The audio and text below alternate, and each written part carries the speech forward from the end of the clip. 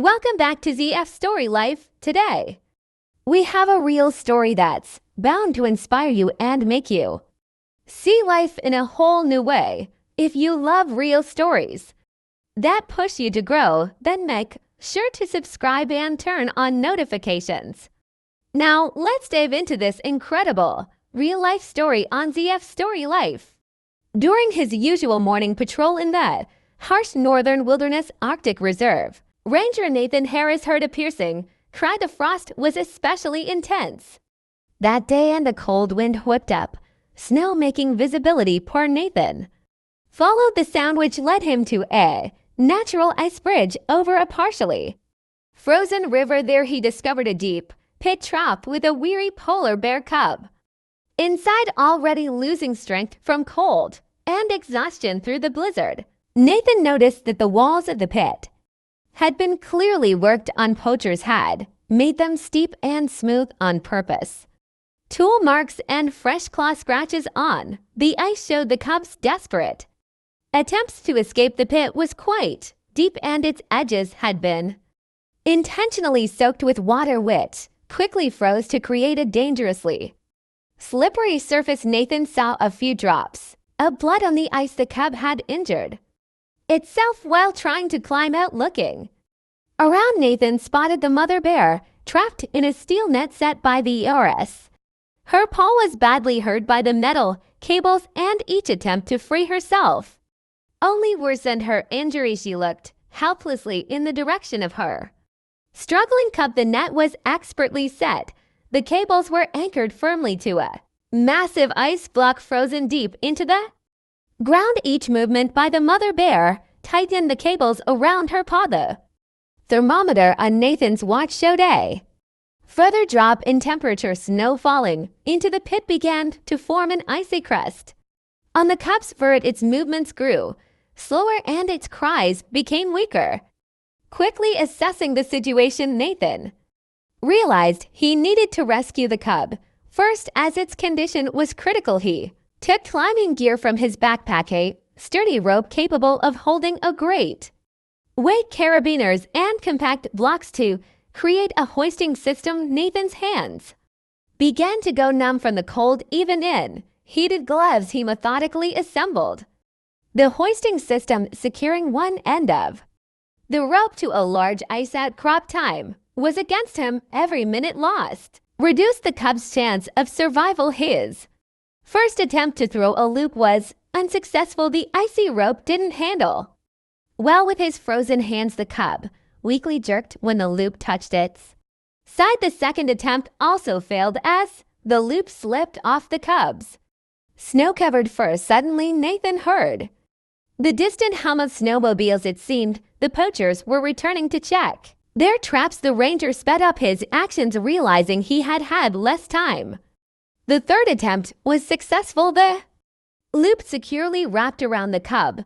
Lifting it required great care. Any sudden movement could hurt the weakened cub. Nathan slowly pulled the rope, trying to keep the cub away from the sharp ice edges. The hum of snowmobiles grew louder. With one final pull, the cub was on the surface. Its body was covered in a layer of ice, and its breathing was irregular. Nathan quickly examined the cub. Besides multiple small cuts, there were no severe injuries, but hypothermia posed a real threat. Taking a special thermal blanket from his backpack, he carefully wrapped the cub. The cub didn't resist it, seemed to understand that the man was trying to help. Its eyes were half closed from exhaustion, but they showed trust, hiding the cub behind a large snowbank. Nathan returned to the mother bear. The lock on the chain was more complicated than he expected. The poachers had used a tamper-proof mechanism. Nathan's fingers trembled from the cold as he pulled out a multi-tool. The mother bear unexpectedly became calm, as if realizing that this man was trying to help. Her breath created clouds in the frosty air, and her dark eyes watched his every move. Nathan noticed that the blood on her paw had started to freeze. The sound of approaching snowmobiles grew louder now. Nathan could make out voices. The poachers were talking among themselves clearly pleased with the prospect of their catch. The ranger doubled his efforts working on the lock. The mechanism was tricky. Any wrong move increased the pressure on the mother bear's palm. Nathan acted cautiously. Using his knowledge of such devices, his hands moved methodically despite the freezing cold and rising tension. The first level of security was disabled. After a few minutes, Nathan heard a quiet click inside the lock. One of the blocking mechanisms was deactivated. There were 2 more levels to go and time was running out. The poachers appeared suddenly. 3 armed men emerged from the snowstorm. The leader, a tall man with a gray beard, was the first to notice the empty trap. His face twisted in anger when he saw the tracks in the snow. The second poacher immediately headed toward the captured mother bear. Nathan continued to work on the lock, trying to stay hidden behind the massive bear. His fingers instinctively found the right mechanism. The second level of security was bypassed. Only the final, most difficult one remained. One of the poachers spotted movement and raised his gun. "Hey, someone's there," he shouted, stepping forward. Nathan knew that time was running out. His fingers found the last mechanism in the lock. A sudden gust of wind lifted a veil of snow momentarily, blinding the poachers. That brief moment was all he needed. The lock finally gave way. The sound of the falling chain echoed in the frosty air. Sensing her freedom, the mother bear rose to her full height. Her appearance was like a snow-covered mountain. Her massive white body towered over the men, and her eyes burned with fury. The poachers froze in shock. Nathan took advantage of the confusion and disappeared into the blizzard behind him. He heard the bear's powerful roar and the frightened cries of the men. Scattering in all directions, the ranger quickly made his way to where he had hidden the cub, knowing that the mother would find her cub by scent from a distance. Nathan watched as the mother bear, after driving off the poachers, quickly found her cub. She carefully lifted it and carried it deep into the reserve to safer wintering places. The following 2 months passed in heightened alert. Nathan knew the poachers wouldn't forgive him for ruining their hunt. He began noticing strange snowmobile tracks in remote areas of the reserve, as if someone was studying his patrol routes. On that fateful day, the temperature dropped even lower than usual. Nathan discovered fresh track of poacher activity: trampled snow, cigarette butts, snowmobile tracks. He took out his camera to document the evidence, unaware that he was already in someone's crosshairs. The first shot sounded like a pop. The poachers were using blanks, aiming to drive the ranger into a trap. Nathan dodged, but 4 armed men had already surrounded him. Among them, he recognized the gray-bearded leader. "Playing hero, are you the leader?" sneered, signaling his men to close in. His eyes were as cold as the ice around them. Nathan tried to reach for his radio, but a strong blow to his back knocked him down. The villains acted quickly and professionally, clearly not for the first time. Strong ropes painfully cut into the ranger wrists. One of the poachers methodically searched his backpack, throwing out all his equipment into the snow. The radio went into a snowbank, followed by his phone. The leader pulled out a map and pointed to a spot there. He commanded, pushing Nathan forward. They walked for about an hour through deep snow, venturing further into deserted territory. The frost grew sharper and the wind began to pick up a blizzard. With each step, Nathan realized the situation was growing more hopeless. This part of the reserve was rarely patrolled, and in this weather there was no hope for help. The poachers had clearly chosen a place where no one would disturb them. Suddenly, one of the criminals stopped sharply. His face turned pale. He had heard something through the howling blizzard. The others froze, straining to see through the snow.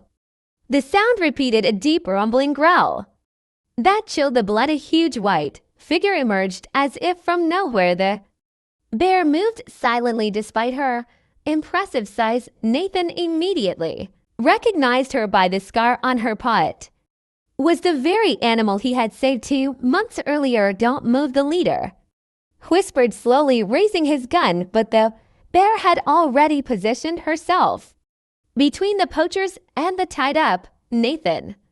Her powerful body radiated a threat, and her eyes were focused on the armed men. The poachers started to back away slowly, not taking their eyes off the massive predator. The snow crunched under their feet, and each sound triggered another warning growl from the bear. Her behavior was unusual. She didn't attack, but wouldn't let them approach Nathan either. One of the poachers panicked and reached for his rifle. The bear reacted instantly. Her growl grew louder and her stance became more threatening. She took a step forward, showing her impressive size and strength. This was the breaking point. Fear finally overtook their desire for revenge. "Let's go," the leader shouted, and the poachers fled, dropping their gear in the snow. Their heavy breathing and the crunch of snow underfoot slowly faded into the blizzard. The bear remained motionless, closely watching the retreating criminals. Her muscles were tense, ready to act if anyone decided to return. Only when the last sounds of footsteps dissolved into the wind did she turn to Nathan. Her approach, despite the recent rescue, made his heart race. A huge predator weighing over half a ton could end a human's life with a single swipe, yet her movements were surprisingly gentle. She stopped a few steps away from Nathan and sniffed. There was recognition in her eyes. She remembered the scent of the man who had saved her and her cub. The bear tilted her massive head, her black nose almost touching the snow as she sniffed at the ropes binding Nathan's hands. Suddenly the blizzard intensified, reducing visibility to nearly zero, but the bear seemed to be waiting for this.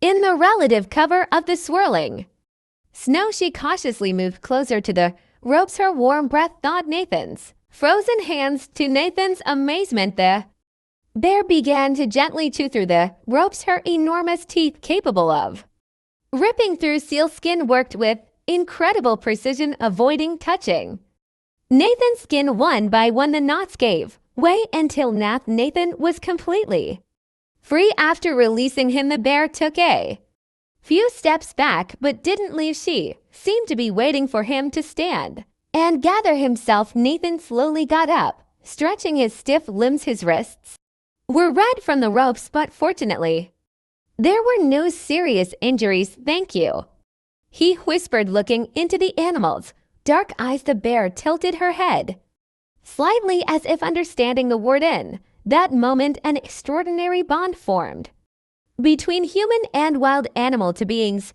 who had saved each other stood together in the vast Arctic wilderness. Nathan knew he had witnessed something unique. A predator known for its ferocity had shown not only remarkable memory but also compassion. The bear didn't just recognize him, she had repaid her debt by saving him from mortal danger. After a few more seconds, the bear turned and calmly walked into the depths of the snow-covered tundra. Her massive form slowly disappeared into the blizzard, leaving only a trail of footprints in the snow and an incredible story of mutual salvation. This encounter forever changed Nathan's understanding of wild animals. He realized that even the most fearsome predators were capable of gratitude and kindness. In the harsh conditions of the Arctic, where ancient survival instincts ruled, a remarkable bond between human and wild animal had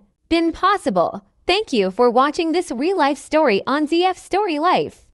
I hope this journey has inspired and resonated with you. Remember, each story has the power to teach us something valuable. And there's so much more to come. If you enjoyed this video, please give it a thumbs up, share it with someone who could use a little inspiration, and don't forget to subscribe for more incredible stories. Let us know your thoughts or share your own story in the comments below. Until next time, keep growing, keep learning, and stay inspired with ZF Story Life.